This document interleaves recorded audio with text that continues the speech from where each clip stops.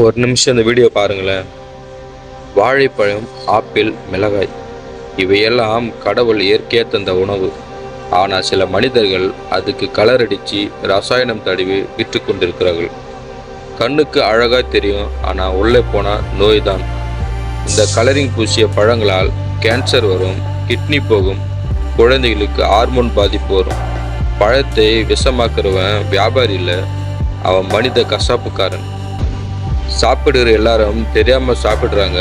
ஆனா தெரிஞ்சு விஷம் கலக்கிறவங்களுக்கு மனசாட்சியே இல்லையா? பணம் சம்பாதிக்கிறதுக்காக ஒரு உயிரை கூட விஷம் குடிக்க வைக்காதீங்க. இயற்கையை மாத்துறவன் பெரியவன் இல்லை, இயற்கையை காக்கிறவன் தான் உண்மையான மனிதன்.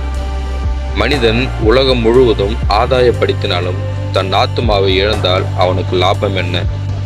கலரிங் அடித்து பழம் அழகாக இருக்கலாம், ஆனால் உண்மையான விஷயம் அதை செய்த மனுஷனுக்குள்ள தான் இருக்கு. ப்ளீஸ், இந்த பழத்தை குழந்தைகள் எல்லாரும் சாப்பிட்றாங்க, இனிமேல் இந்த மாதிரி செய்யாதீங்க.